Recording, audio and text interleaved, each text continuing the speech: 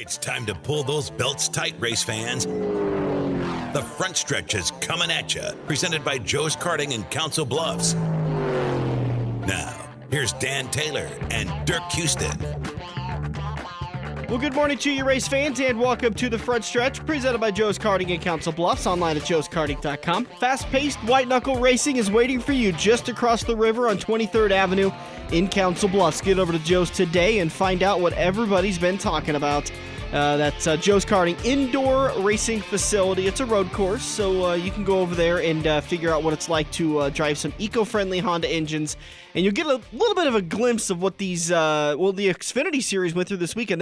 Is that 3 races in a row they've been on a road course, or is that only the second race in a row? I think it's just the second one in a row. Because they raced 3 races in a row on a road course, starting with the companion race at Watkins Glen, and then Mid-Ohio, and then they go to... Well, then this will be the third one. Okay. So it's a lot of fun, and it's really interesting because it looks so easy to do until you get out there and do it, and you begin to understand what it means when you're backing up your corners, and when you screw up in turn 3, it affects you the entire lap. You can't make a single mistake, and you've got really very few opportunities to make it back up. Get over to Joe's Karting today and find out what all these guys have been talking about.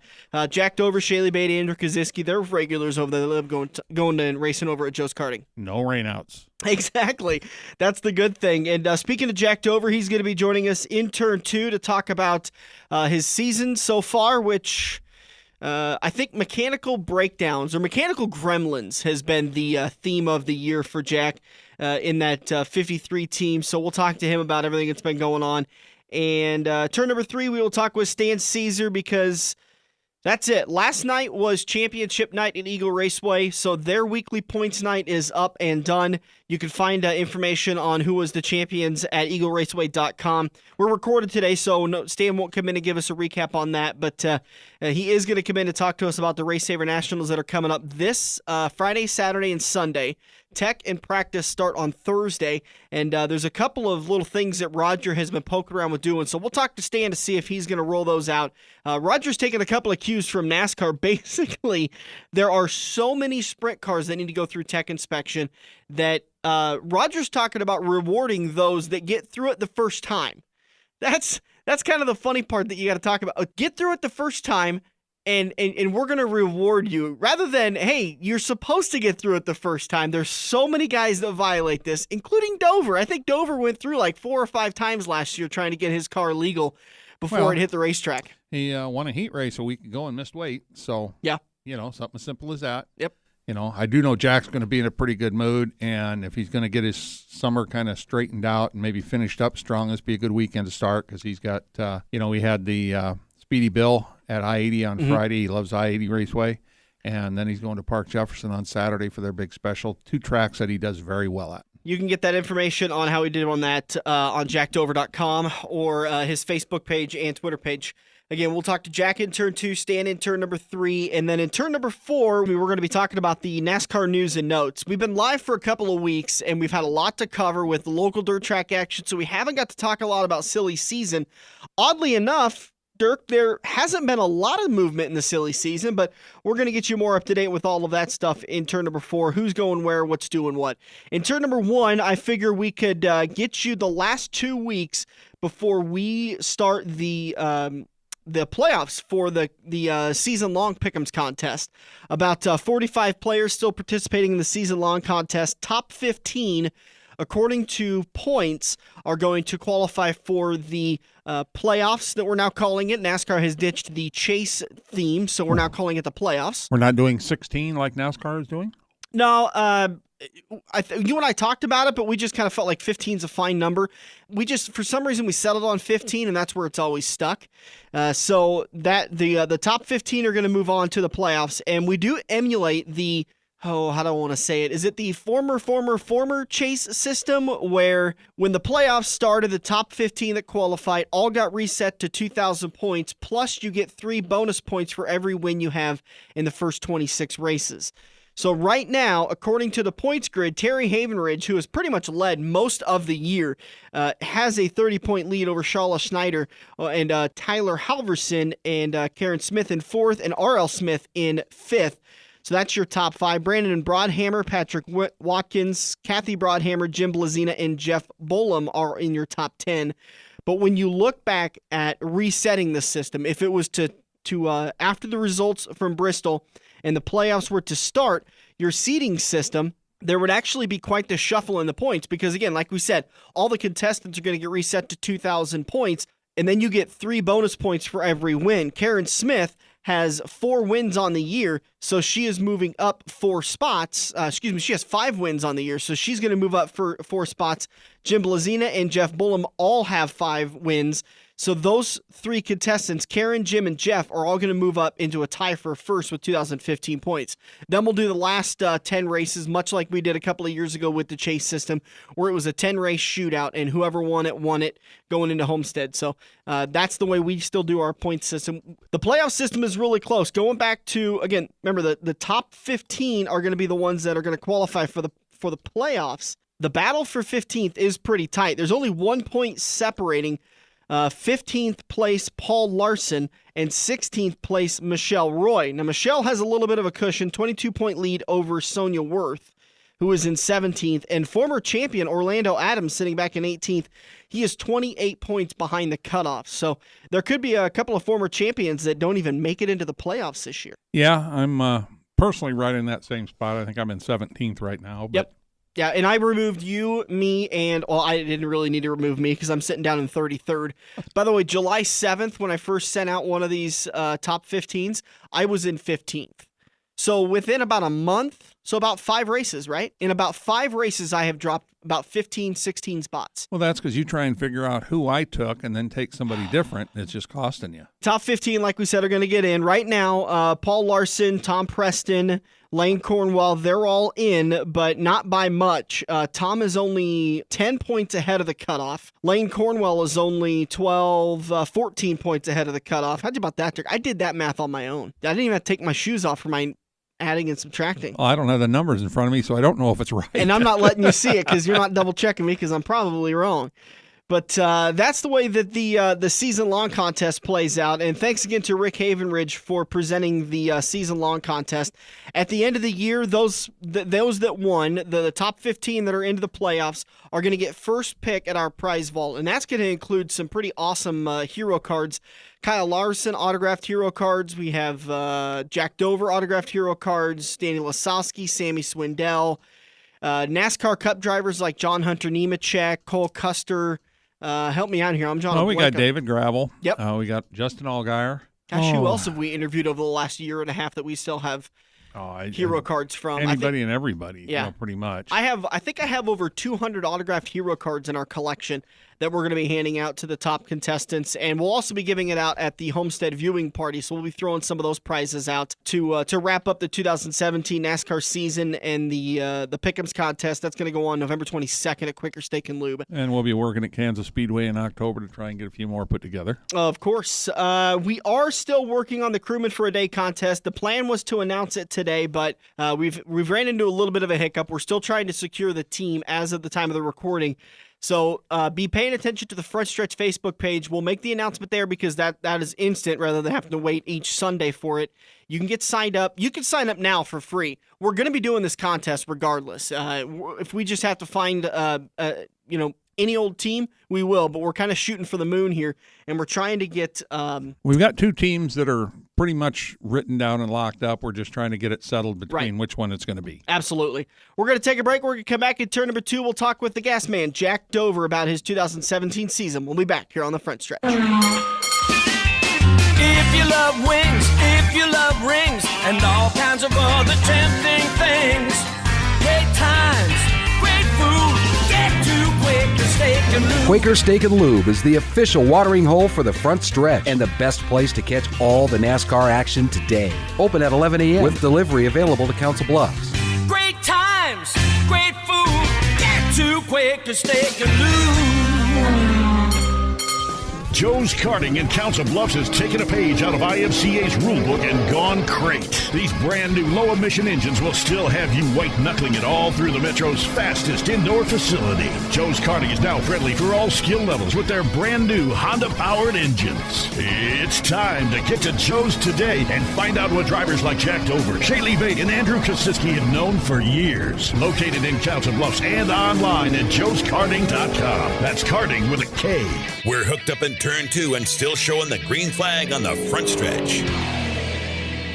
Welcome back to the front stretch. Heading into turn number 2, it's time to talk with the gas man, Jack Dover, driver of the number 53 Storm Specialist Solution Nebraska 360 Sprint car, sometimes the 84 Backlund Plumbing RaceSaver 305. And the 81. And the 81. Who sponsors that? Select Auto Body. Select Auto Body Select 81. Auto. Okay. So you've got plenty of rides, but no luck right now. Yeah, you've got plenty of luck. It's just the bad kind. Yeah. You've had, I think to say you've had a rough season is about the understatement of the year. That's right. Typically at this time of the year, you're sitting at about 12 wins, 12, 13. 15 wins. You're well on your way to 20 by the end of the season. But you guys have had anything from fuel issues, fuel pickup issues, weight issues to wrecking cars. Anything you can possibly think of. Yeah, I mean, it started out decent, and then we got good there for about a month and a half, 2 months, and then the last 8 weeks we have been struggling bad. And I don't think it's anything that we've done. I think it's just bad luck. Yeah. Is that how you kind of take it when you go to the shop on Mondays, Tuesdays, and get ready for stuff? Is that you just have to keep doing what you've been doing because a lot of the stuff the issues that are popping up aren't driver issues, they aren't crew issues. It's just luck. That's right. I mean, we haven't changed anything in how we've done it in the shop over the last 3 years. I mean, we're still doing it the same. So we just look at that. That's not the problem. I mean, like you said, it's just bad luck. We're in the bad spot at the or how would you say that? Bad spot at the wrong time, or wrong place at the right time. There you go. No, the wrong place at the wrong time. Yeah. There you go. That's what I'm trying to say. You've had issues with like engines, and this is something that just baffles me as a guy who anything else in this world, when you go and purchase it, it generally comes with some sort of a warranty. Not in racing. That's what just kills me is that you spend so much money on these engines, and I can perfectly understand why, because the engine manufacturer has no way of tracing it back and saying that's my fault or that's his fault, because whoever's fault it was, it looks like the same thing. Well, that's the nice thing about Chris Moss, my engine builder. I mean, if it don't make it a full night, he tries to make it right. I mean, maybe take a little bit off labor, or he tries to help you out a little bit because, I mean, they should make it more than one night. And we had one this year that made it 17 nights, and we broke a piston, and then I went down there for an entire week, and that was like the only thing I didn't know how to build on a sprint car, so I wanted to figure out and learn how to build an engine. So spent a week down there and came home with a new fresh engine for Knoxville Nationals, and we only got 3 laps out of it, and turns out we broke another piston. So And who put that one together? me and Chris. Oh, okay. Yeah. So we actually found out today it's been a piston problem. So, I mean, it's good to find out what the problem's been. Can you trace it back? So if it's consistently a piston problem, is it a balance issue in the engine? Is it the crankshaft? Is it just the parts of the piston that are faulty? Well, I mean... machining issue, I'd say. No, actually what it is now is we're getting so much power to these 360s is the piston can't withstand all the power. So you got to tune it back. Well, not tune it back. You just got to figure out a better piston. Okay. Because they make better pistons for like the 410s because they're 900 horse. So yeah. I think it's a different material or something that they make them a little better. Well, they make them a little heavier. The dome's a little thicker and everything, to handle the extra heavier horsepower. pins. Yeah, the whole bit.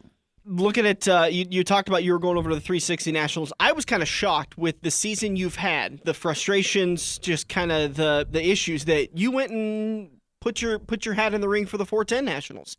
Yeah, I mean, I wanted to do it, but I didn't really press the issue. And then I had Rick Bowers, Steve, my crew guy. Who else? Chris Roseland, and Cotton down at Select Auto. They all chipped in and rented me a 410, and they said, let's go do it. So they rented me a 410. We didn't have a 950 horsepower 410, but we still went out there and had fun and finished, actually. I mean, the last couple of years we've ran the 410 deal. we always blew up an engine or never ended up getting an engine. So it was just fun to be out there again. Talk about that race a little bit, because it was, I think you got as high as 7th, 8th, somewhere in there in that C feature. Yeah, I think it was 8th in the C. So, and then it kind of started to fall off a little bit from there. Was the track going away from you, or the tires burnt off? The track was actually too good, and the car wasn't acting right there at the end of the race, and just got passed by a couple cars and just kind of rode around and had fun. We're normally in the E main or not racing because we've got a blown up engine. So to be in the C main, that's pretty cool. It's not really my style. I'd rather be in the A, but we still had fun, so that's the main thing. Well, you did run an A on a Consi night, though. Yeah, that was kind of cool. So just overall good weekend, and I can't thank those guys enough for renting me the engine. Did you learn anything from that race that you could maybe take for later, or was it just kind of a fun experience? Don't really learn anything. I mean, like I said, if you want to make the A-man on the final night, you got to run the 410 the full season. Yeah. Because, I mean, their tires are different. You got to run a flat wing, which I normally run a dish wing, and that makes the car act totally different too. So explain the difference between the two, a flat wing and a dish wing. On a flat wing, it's completely flat on top in the center, and then it has a 1-inch wicker bill, which is that's all it's catching there.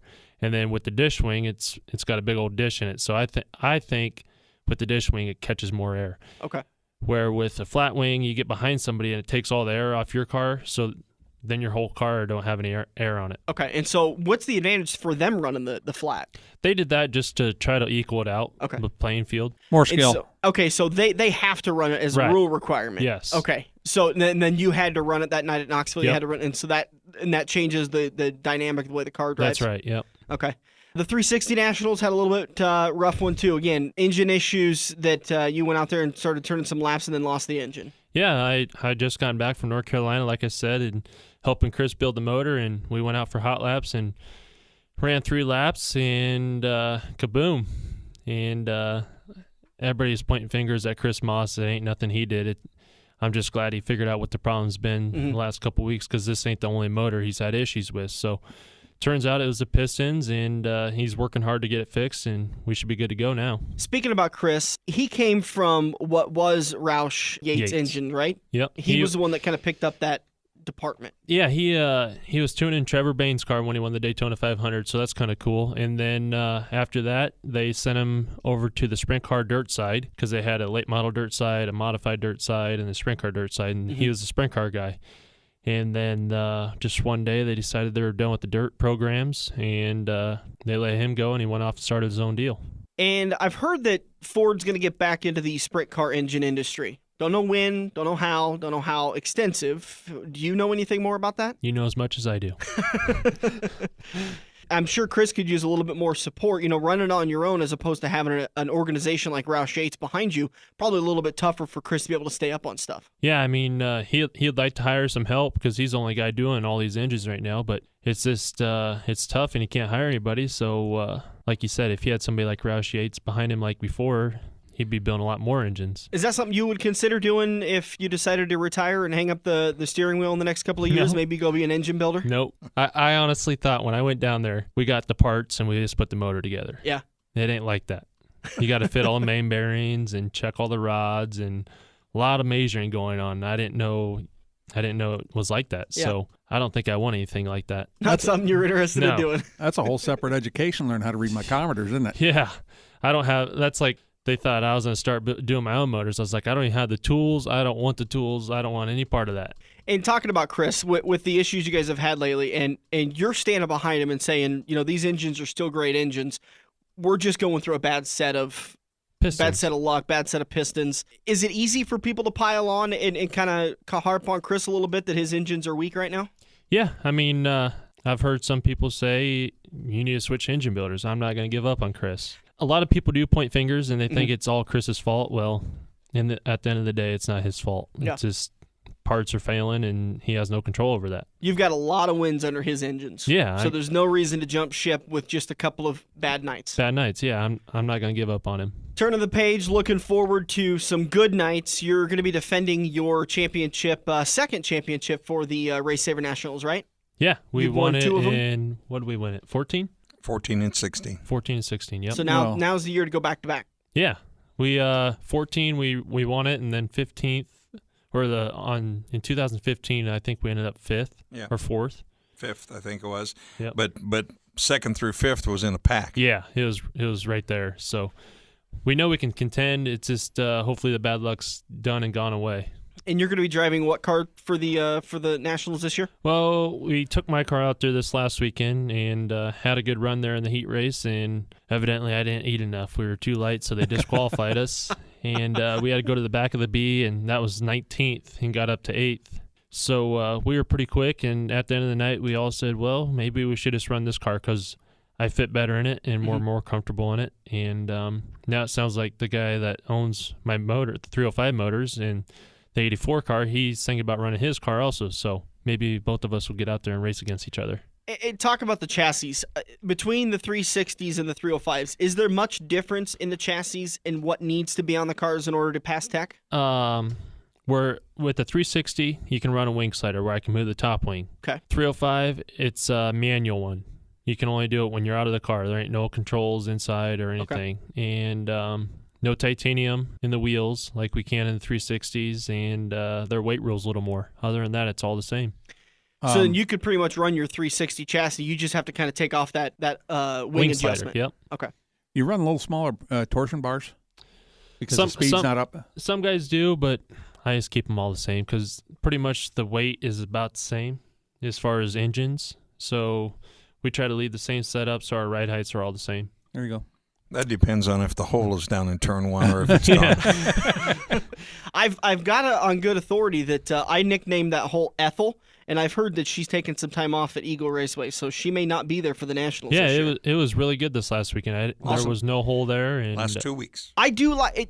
It's easy to criticize the track prep and say, that hole is terrible. That's what makes Eagle. But I love it when the driver, it only takes one driver to turn around and go, you know what? Every one of us had to drive around that hole, and somebody found a way to drive around it fastest and win. Is that, even though it can be frustrating when you hit that hole and maybe a car gets destroyed or maybe you break a bolt or something, that it's easy to attack it, but isn't that a little bit of a characteristic of a track? Yeah, I mean, if you're a good driver, you'll figure out a way to get through it. Mm-hmm. And like you said, there's always somebody that's going to upset their car and go over, and this last weekend it seemed to be the water truck. Yeah. So That's right. Turn 1 claims another victim. is Roger going to use any VHT for this event? Yeah. Any sticky stuff for the track? Only hopefully to keep him in the driver's seat of the water truck as it's rolling over. It's amazing he wasn't hurt. Oh, I tell you, he's very lucky. Has he got a 5-point harness now this week that he's out there? I would. In case you missed the story, we were doing the show live last Sunday, and Stan, you called in and gave us some recap on the racing, and the water truck took a spill. Yeah, unfortunately, between turns 1 and 2, the Eagle's kind of a tough track to water with a standard water truck because of the high banking. Once you get up around, you get it really wet enough, and then the water starts sloshing around in that tank, and it tipped the truck over, and when the tank rolls over first, and it kind of then whips the front half of the truck down, actually harder than the tank hit it. Wow. And luckily, as the cab was going down, driver's side down, the door also flew open, and those trucks without seat belts or anything like that, Roger was doing all he could do to hang on to the steering wheel and keep from falling underneath the truck. He's a very lucky man. It really is deceiving how much banking is in that track. Because as I've started working there this year, I walked around the track one weekend, and I had a tough time staying up just walking on the high groove. Yeah. That's what I tell everybody when they say, "Is it really that banked?" I said, "Go out there and walk it, and you'll see how banked it is." After the races are over with some night, come down on the front stretch as Stan's doing interviews with the winners, and go walk up that bank, and it's difficult. It is very difficult. It is challenging. You've also, speaking about that, you had had a kind of a rough wreck there about a month and a half ago. Yeah, getting your bell rung a little bit. Yeah, we had a brand new car, and we were out there trying it, and she only made it about a total of 20 laps, and we twisted her up pretty good, and just nowhere to go, and got into somebody, and it sent me flipping pretty hard, and I would have been all right. I just had some pain in my head, and I just figured I better get it checked out. So went to the hospital. They checked me out. They said nothing showed on the scan, so they released me that night, and I came home, and head was a little sore for 4 or 5 days, and we were good after that. I'm still not normal. well, I think we've all given up on that. Yeah, we're trying to figure out what normal is. What about after the RaceSaver Nationals? I know you've got the Midwest Fall Brawl you'll be battling at. Yeah, we'll be there, and I think we're going to go do the Jesse Hockett Memorial down in Missouri at Lucas Oil Speedway, and plan on going down south to Arizona at the end of the year, but if my luck don't turn around, I don't know if we're going to do that. So, and probably that depends on the engine situation. Yeah. Actually, we got a race here in 3 weeks that I can't release because I was told to keep on down low, but we'll be doing some traveling. 3 weeks Cup Series will be at. Yeah, right. No, it's quite a bit. It's quite a bit of traveling to get there, so we're gonna go do that, and I don't know what we're doing after that.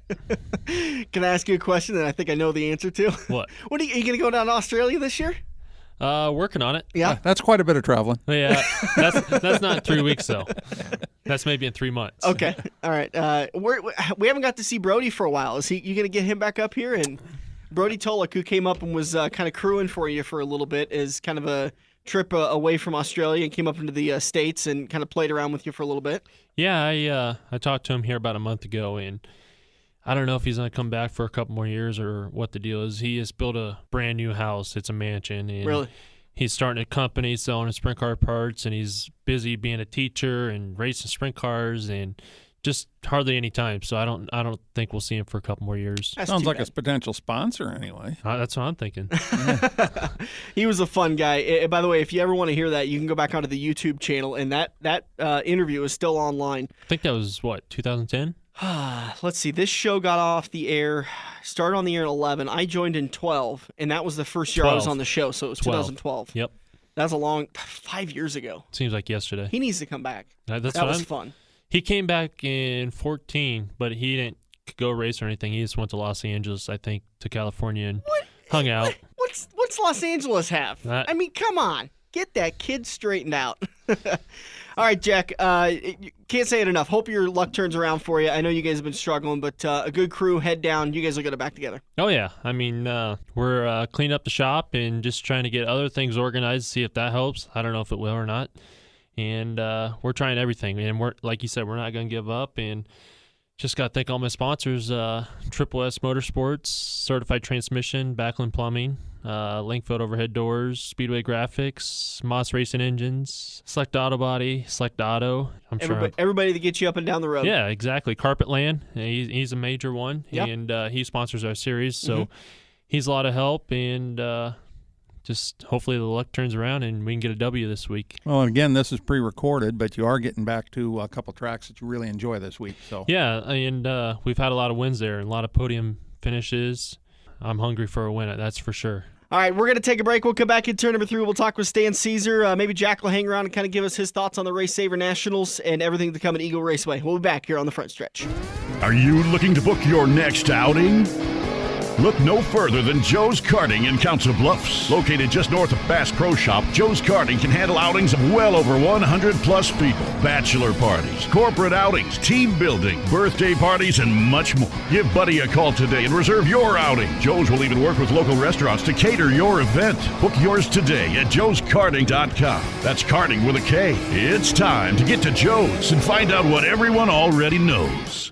This week's young gun on the front stretch is 20-year-old Colton Leal. After 6 seasons of racing, Colton has driven Sport Mods, A-Mods, Grand Nationals, and Super Late models. He's always had a passion for dirt racing, especially after watching his father Michael Leal race and his role models Kyle Burke, John Hempel, and Casey Kane. In 2012, Colton won Most Improved Driver of the Year at Adams County Speedway in his Super Late model, and last season he finished 5th in the points behind the wheel of a Sport Mod at ACS. Outside of racing, Colton loves to fish, work out, and play around on the stock market. He's currently attending Iowa State University working on his mechanical engineering degree. The next time you're at Shelby County Speedway, Adams County Speedway, or I-80 Speedway, keep your eye out for the CAR Racing and Jetstream bodies, Eye Candy Design Baldwin Racing engines number 13 Junior in the Super Late models, and the number 18 in the Sport Mods driven by young gun Colton Leal. This week's profile on the front stretch has been presented by Craig Kelly at Insera, Kelly & Sewell Personal Injury Attorneys. For almost 70 years, Insera, Kelly & Sewell have been Nebraska's premier personal injury firm. Race drivers, fans, and their families have been calling Sunset Speedway's Craig Kelly for over 30 years. The IKS firm focuses first on your healing and appropriate medical care, then they focus on getting you great results. Craig Kelly and his experienced team at IKS stand ready to handle your injury claims in both Nebraska and Iowa. If you or a loved one have been injured, Google Craig Kelly or call him at 402-391-4000. Feather the brake and get back to the gas. Dan and Dirk are headed into turn 3 on the front stretch. Welcome back to the front stretch, heading into turn number 3, presented by Kansas Speedway, the first playoff elimination race for Kansas Speedway for the Monster Energy NASCAR Cup Series. The tickets are available now. Be a part of history at the Hollywood Casino 400, Sunday, October 22nd for just $99 or less. And don't forget, kids get in for $29. Visit KansasSpeedway.com or call 866-460-RACE. That's 866-460-RACE. Also be the next site for our Crewman for a Day contest. Absolutely. Hopefully we'll be announcing that very soon. And Kansas Speedway, with the shift in the schedule, is now the third race in round number 2 of the NASCAR playoffs. So that's what they're talking about. It is their first time for being a playoff elimination race.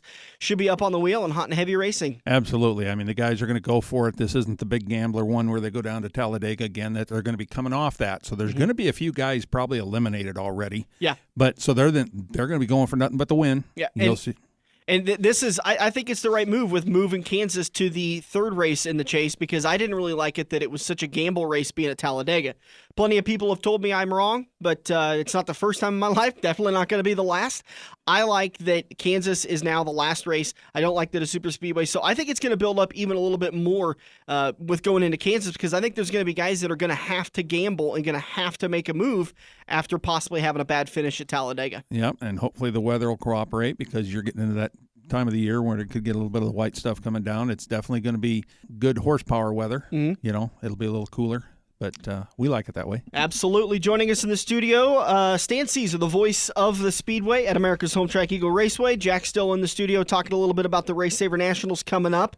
Stan, you've got just 2 more weekends of racing to go. One big one and then a nice easy one after that. But the big one coming up is going to be, is it practice on Thursday?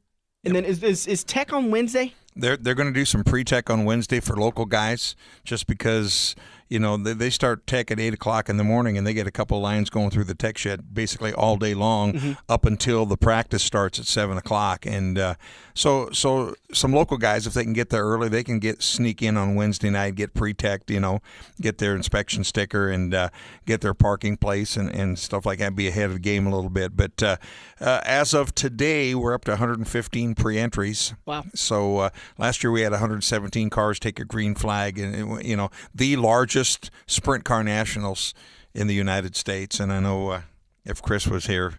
Oh, Chris is turning.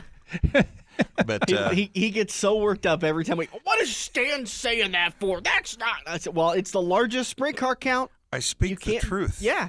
It is true. and you know something, it's probably the most competitive sprint car nationals. Yeah. I mean, it's the only one that starts 3 wide that I've ever seen. Let's face it, you know. Talk a little bit about the 3 wide start. Yeah. Jack's been in 3 of them now. Yeah. What do you think about the 3 wide start? It's different, that's for sure. But good different, bad different, scary different, calming different. Probably scary the first time. fun different. Okay. And honestly, I thought the very first time I did it, and Roger did it, I said, that's the stupidest thing I ever heard. And I think the racers that are in the A main, they're smart enough just to realize this, take it easy first couple laps, and then just kind of sort yourself out. How many laps is the A? I believe 35 laps. Okay. I think That's so. a long race to tear it up on lap exactly. 1. Yeah, exactly. You're not gonna win, especially that deal. You're not gonna win it on the first lap. But you know, in saying that, the first year of the RaceSaver Nationals, they started 2 wide, and they didn't make it to turn 1, and had 2 cars upside down. Pretty vicious wreck, you know. And I think what it does, it forces the drivers to pay attention a little bit, because they know they're 3 wide, and they're not going to be swapping lanes until they get down into and through turns 1 and 2 and start to single out just a little bit. Then they can pick their spots a little bit easier. You know? Give me a view for you. If you're lined up on the inside, what can you see out of your right side? The wing. Half of the other car next to you. Okay, I mean, so you can't see the full car, but you could by the half, do you mean the front half or the bottom half? The front half. Okay. I mean, other than that, you can't see nothing. Do you mostly go off of ear then? Yeah, and a lot of other racers don't pay attention, but I look at shadows also. So if there's a shadow, you can see it also. And a lot of it's sound, though. Go back to the tech inspection, Stan. You had been kind of dropping some hints that Roger was playing around with some ideas of allowing or basically rewarding drivers for getting through tech the first time. Well, they do. There's quite a bit of contingency awards for guys that go through and slip through on the first time. I know they're like oil filters. Jack, listen up. You can win some stuff. Oil and took filters. Us 3 times last year. I'm 3 times. 3? Which That was just Wednesday. Which three times? That was 3 times was on the first day, right? Yeah. Are you using Dan math on counting that? Took us 3 times, and on the 4th time, they let us go. Okay. Let's face it, there's probably a total of maybe 8 tech inspectors there from various parts of the country, and they kind of take turns. It's a pretty thankless job, really, for those guys. They're down there, and in the last couple of years, it's been pretty hot, during the day. So, nice to be able to get these guys through the line, get them done, get them checked in, make sure everybody's on a level playing field, and that little incentive, And if you didn't pass the first time, you had to come back through the second time. You don't get all the extra product, awards or product contingency, whatever you want to call it. If you don't make it on the second time, then it starts getting a little bit interesting. Listen up, Jackie. The third time through. If you don't pass it on the third time through, wherever you draw for your starting position in qualifying heat race, you're going to start 1 row farther back. Oh boy! 4th time, 2 rows farther back. And with as many cars as is there, tough. That tough. 1 row is huge. It is. Because like we talked about, I mean, with the 2015 RaceSaver Nationals, maybe if you'd have started 1 row up, you wouldn't have been in that knot of cars, and you could have got through it and started challenging for the lead. That's right. And then also this year in the qualifying procedure, it's still going to be finishing positions, but they also are going to award passing points for every car you pass, which they've never done before, which I think is a great idea, to reward somebody that's a racer, that's passing cars and moving forward from wherever their position is. And the second thing is, if hypothetically we have 120 cars, night number 1, the first 60 cars, the first 60 highest numbers that are drawn, or cars starting up toward the front, they will draw out of the back 60 numbers on the second night number 2, and the guys that drew bad on night number 1, they're going to have a shot. Now one night you might draw 59, the next night you might draw 61, but you're going to be starting in the middle of both of them. You're never going to be starting row number 9, and we were in that position last year. Started 9th in the 14th heat, drove up to 4th, which was really a pretty good run, and ended up starting 14th in the D feature. You had to win your heat race just to make the A on qualifying nights. Yeah. And against the caliber of competition that shows up for this deal, I mean, it's tough. It's very tough. So I would agree with Stan on the I like the passing points deal too, because if I pass 25 cars and I don't make the show, it's not fun. Right. I mean, it's rewarding. What was the point of me passing those cars? Yeah. It's rewarding when you get passing points. So Wednesday is local tech and some national guys that decide to come in early. Yeah. It's kind of the early tech. Thursday's some tech too, but then there's also practice. Thursday is the official tech all day long, starts like at 8 in the morning, and then the official practice is and they'll probably practice from 7 to 10 or 11. Is that open to the public? Yes, and there's no charge on practice night. Cool. And then the qualifying starts on Friday. Three big nights. On Friday night they'll have, I'm going to guess, 15 heat races, and then they'll have the qualifying features, just like we would probably up to H or IJ, however many cars we get, feature, and then work our way up. And it's a little bit more organized than last year. We were experimenting with new scoring and timing software last year. Procedures. It was kind of.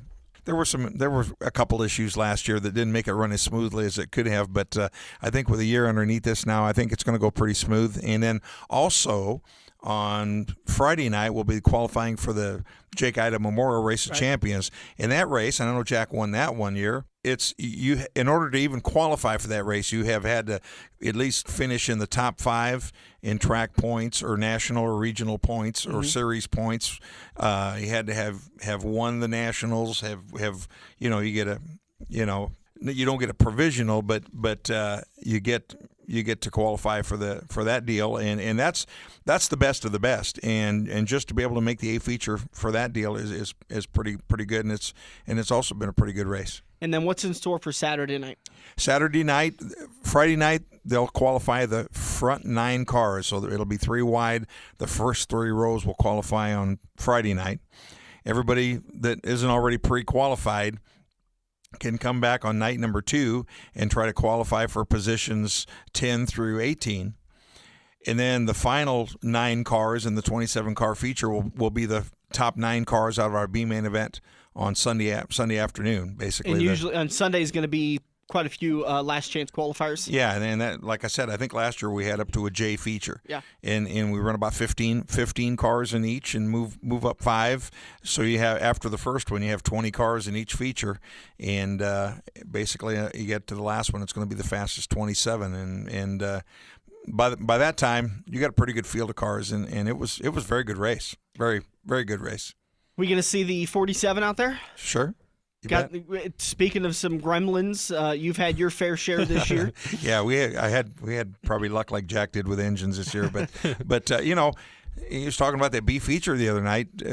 Cody and Jack started right in the back of that race, and the guys that took the top 4 transfer spots finished in the first 3 rows, and we looked at lap times. They're both passing cars.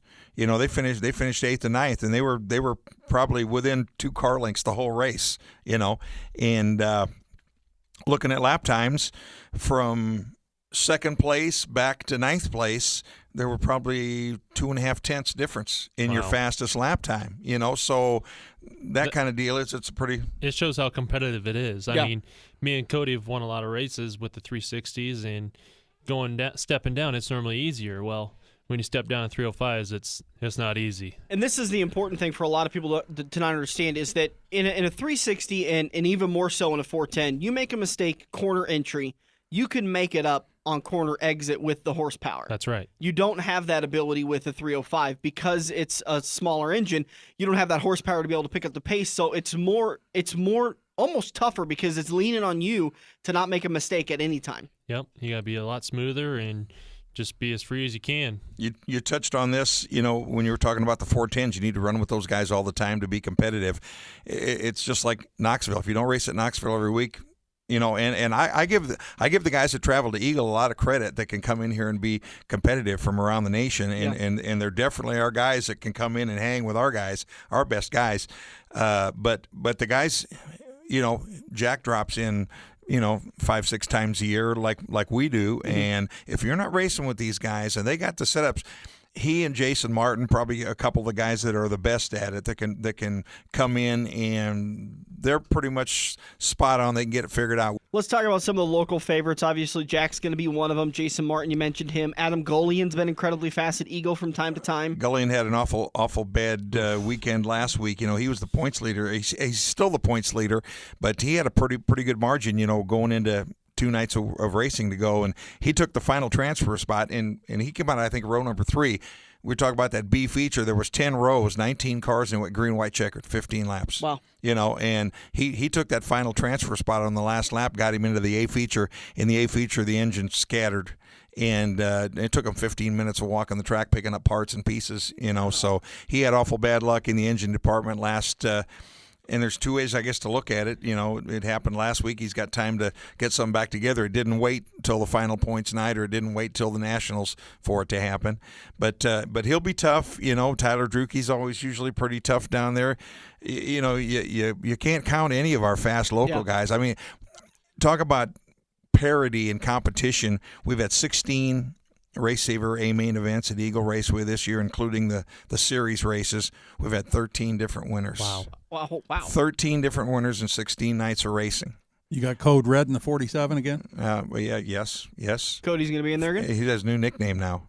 Uh-oh. Fireball. Yeah. I thought Code Red was pretty appropriate. Yeah. I thought you were calling Punchy. I'd also say the biggest thing we should touch on is people coming and listening right Yeah. now, if they do plan on coming to the races, don't be afraid of it being over late, because it's a well-ran race, and they don't get over late. Yeah, that's one thing that Roger is always a stickler about is timing of the races. Make sure it's over by 10:30 or 11.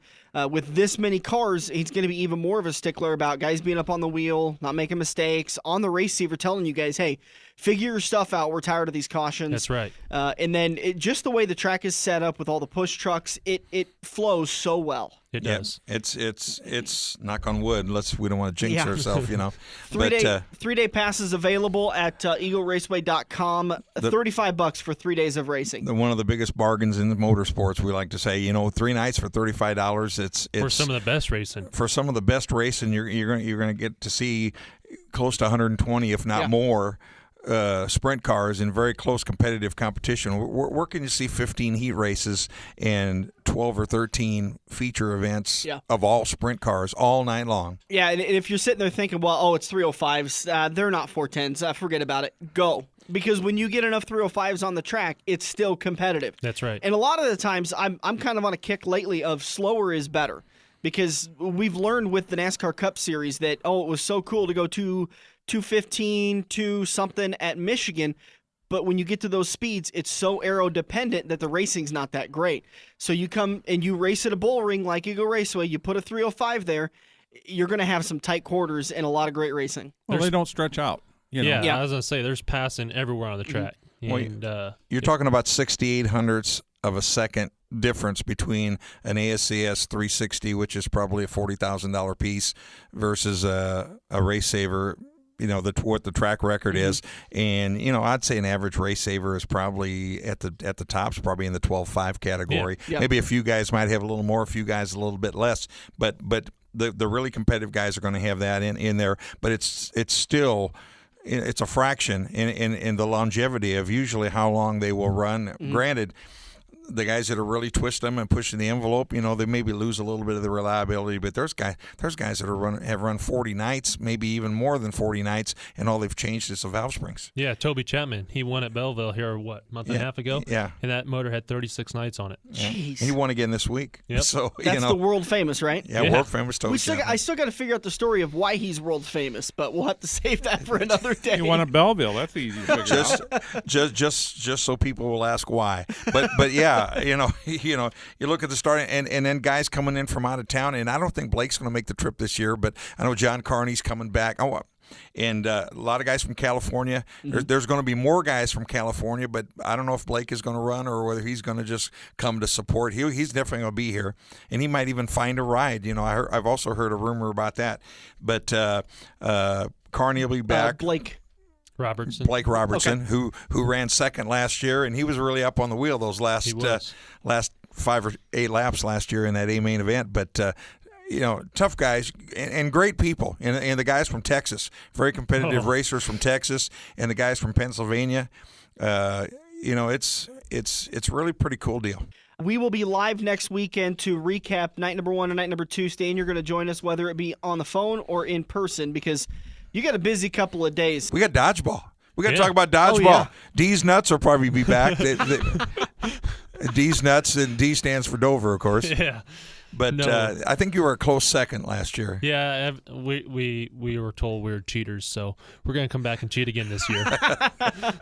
But I can't imagine. $500 going to the winner in the dodgeball tournament. Wow. And all the proceeds, of entries and stuff like that going to the Juvenile Diabetes Research Foundation. So it's all charity deal. Everybody comes out and has a good time and gives the guys something to do on Sunday morning.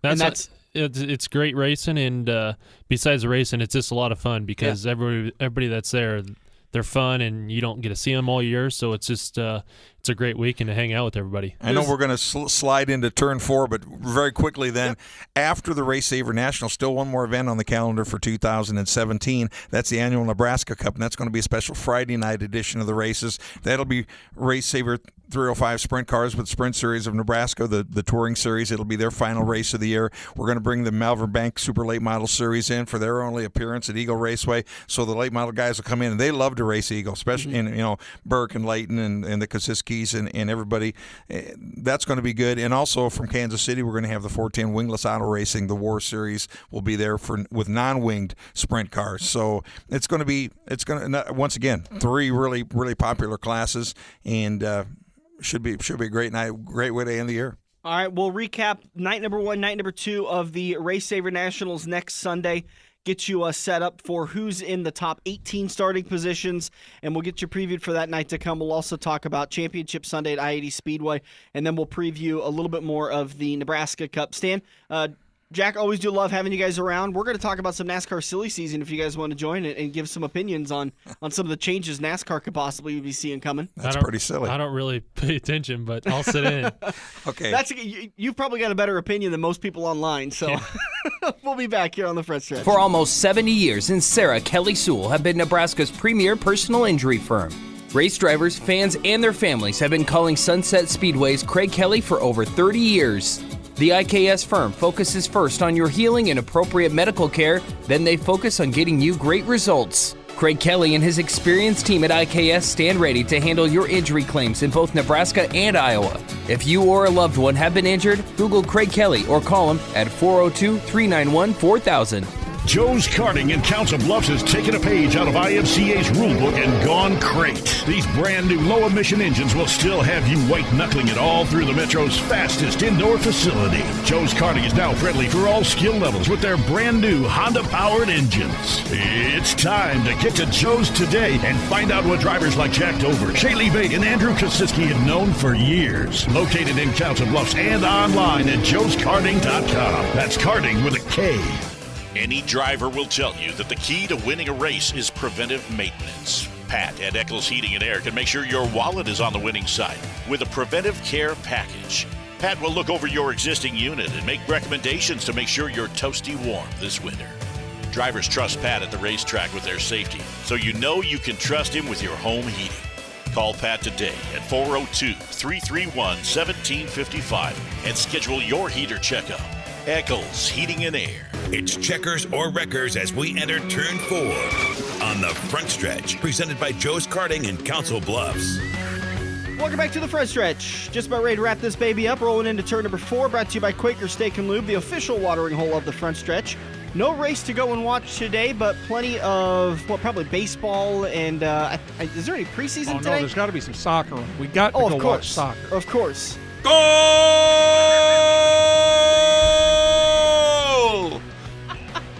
Who needs a bullhorn when you got Stan Cisar, the voice of the Speedway?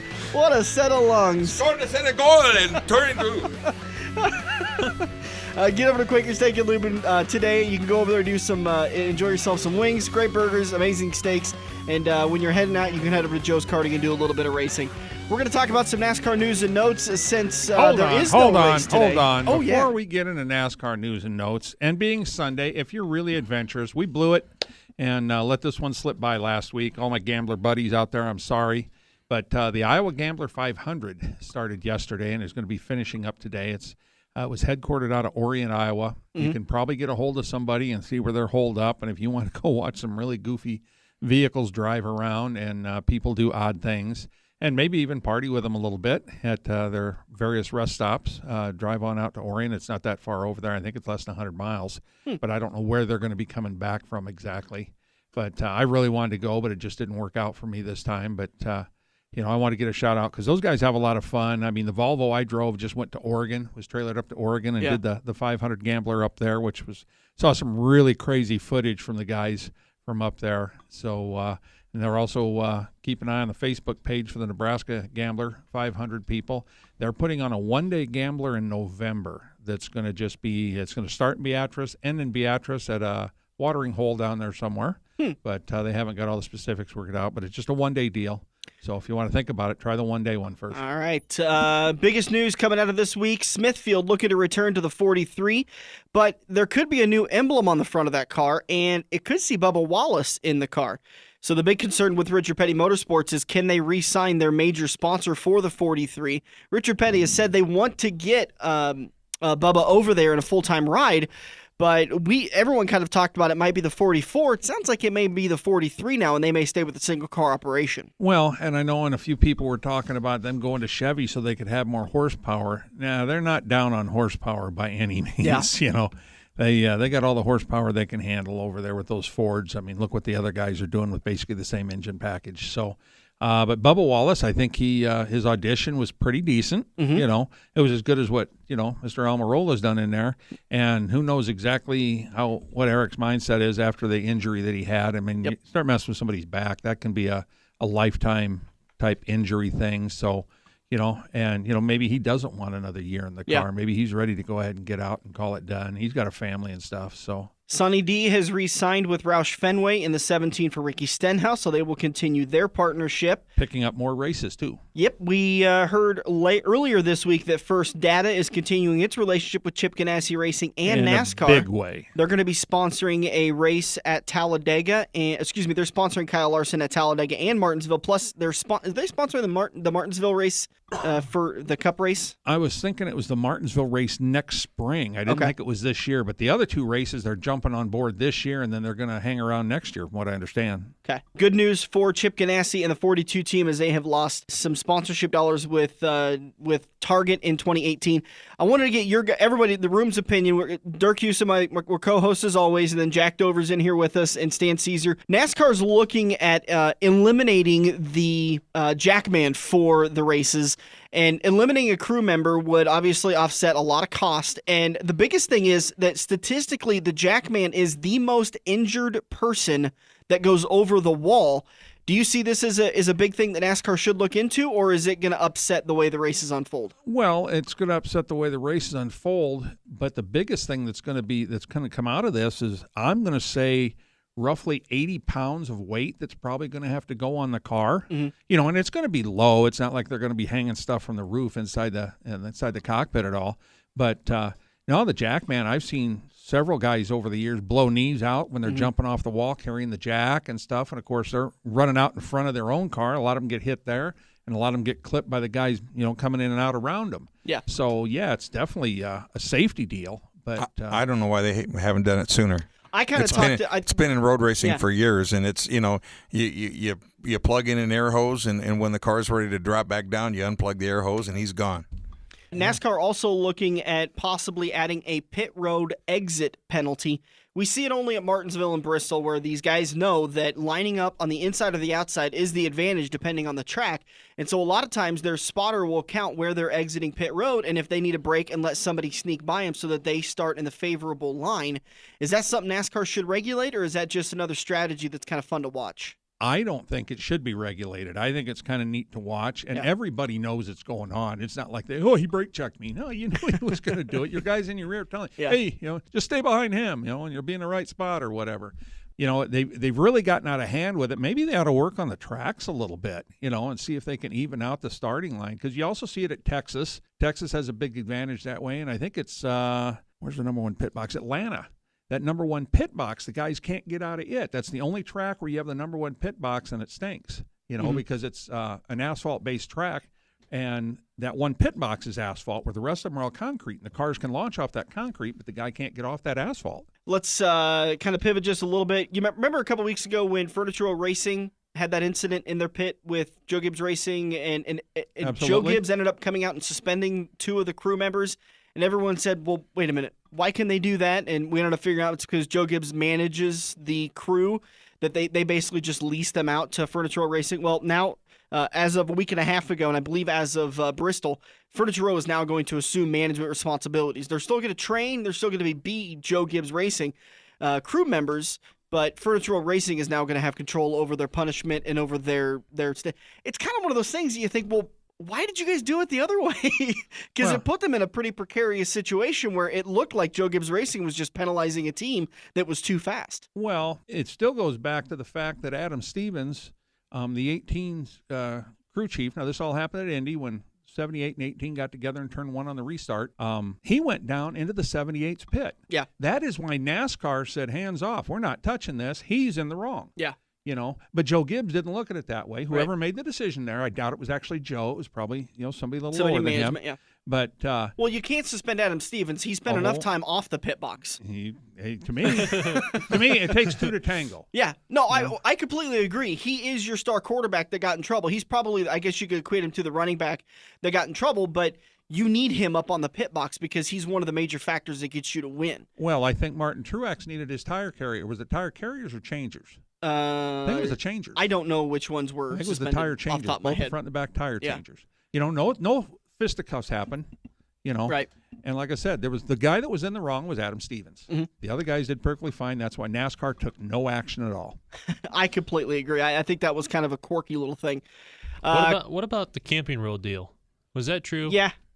So Camping World CEO spoke out against President Trump, and people in the NASCAR community have not liked it.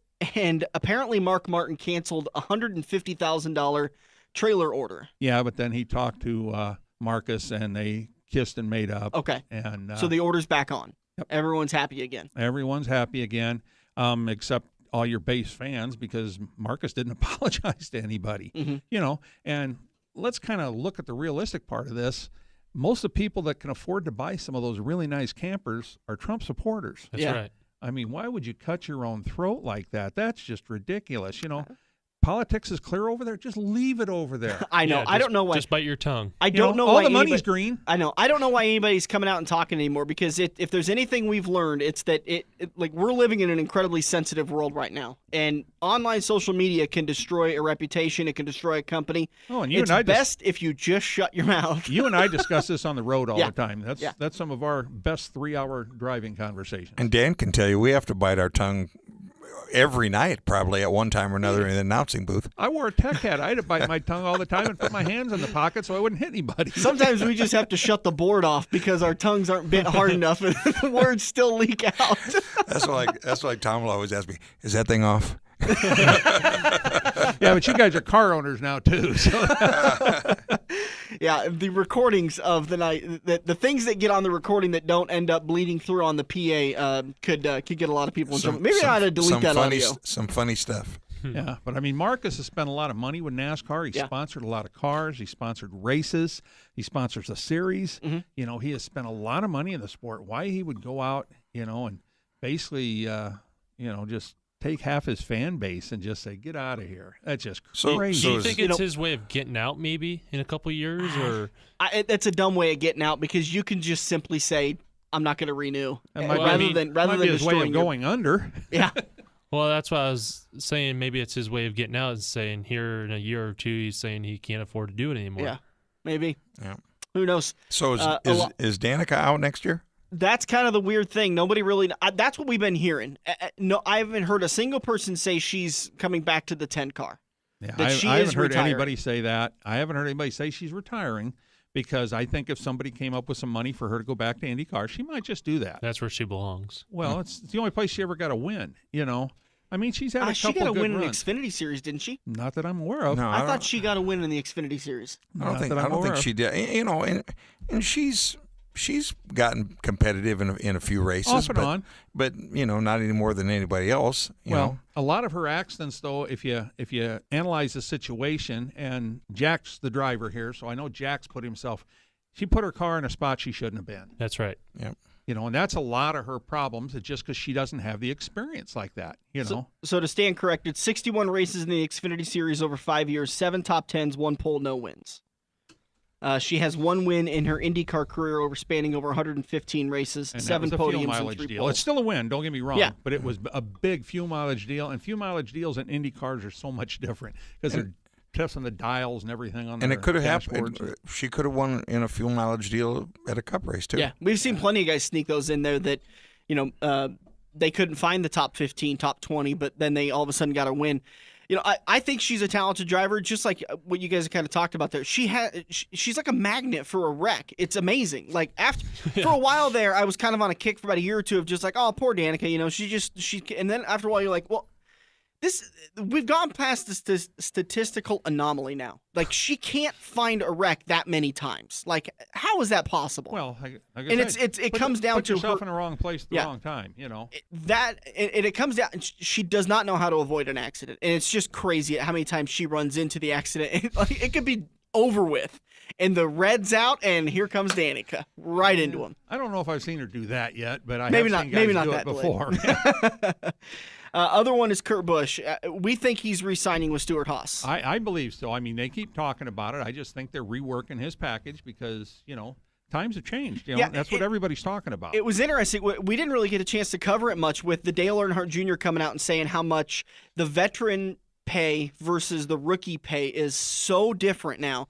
Veterans were getting, $15-20 million a year, where these rookies and these 3-4 year guys are getting $500,000 a year rather than that much. Percentages of the purse is what they're getting. They're getting a guarantee plus a percentage, probably. And that's another reason why you're seeing this big departure of some of the veterans out there, the Casey Kanes, Ryan Newmans, Tony Stewart's, Dale Earnhardt. Dale probably went out on his own decision. He's a moneymaker on his own, that if he wanted to race for another 10 years, Hendrick would have had a ride for him. But a lot of these veterans that are being out is because the teams can keep paying them the exorbitant amount and not find sponsorships, or they can start investing in the future. Well, and the sponsorship deal is also, that well's drying up. Yeah. Look at the stands. 10 years ago, you were 500,000 people in line to get a ticket to Bristol. Especially Bristol. And between weather over the last several years, which they had some of this week again, and people, having to leave because the race was run on Monday or the Saturday race was run on Sunday and they had flights out and everything. The stands have cut down. The TV viewership is down, because people are, upset with a lot of the changes. This year, I've watched just about every lap, and I think the racing is definitely better than it's been in the last 5 years. The racing is not terrible. Outside of one or two races. And that Gen 6 car really hurt NASCAR. The viewership fell off because the racing was rough.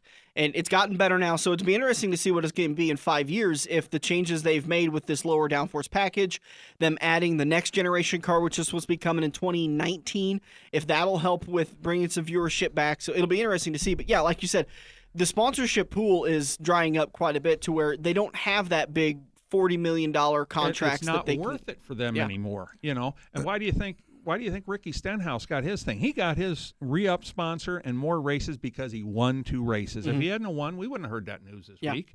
Probably. Wouldn't have happened. Yeah.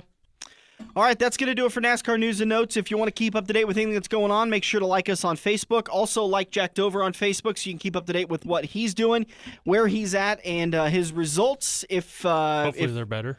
They'll get better. Don't worry about Great news releases. Yeah.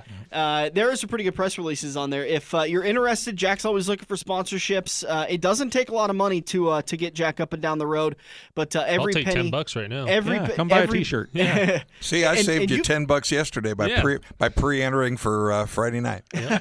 And you've got quite a bit of gear available too. Yeah, we just actually got new apparel in. We got new shirts, new hats, and going to have some hoodies coming. So you can go to Jack Dover Racing's Facebook and get some there, or go to my website, jackdoverracing.com, and order it there also. And if you want to get into the sport, he's got a trailer too. Yeah, you've got a Great Dane for sale. Yeah, I got my race car trailer for sale. You're selling one of the dogs? Oh, you're talking about the trailer. The okay. trailer. That thing is gorgeous, by the way. Thank you. Is that And tough it's to get big. rid of? Yeah. That nice of a trailer, It's tough, and as you've seen on my ad, I put no tire kickers, and of course that's all I'm getting. So I know that's so annoying that It you is. have to put that, because I get people that I do stuff on that Let Go app and the Offer Up app and on Facebook, and I'll put some stuff. I put a refrigerator up for sale for $200, and I got a guy that messaged me and he's like, "I'll give you 15," and I'm like, I said, dude, don't even bother. That's so annoying that I've wasted my time even talking with you. It's $200. If you want it, come get it. Otherwise, please just leave me alone. quit wasting my data. Yeah. And if you got 220, I'll take that too. Right.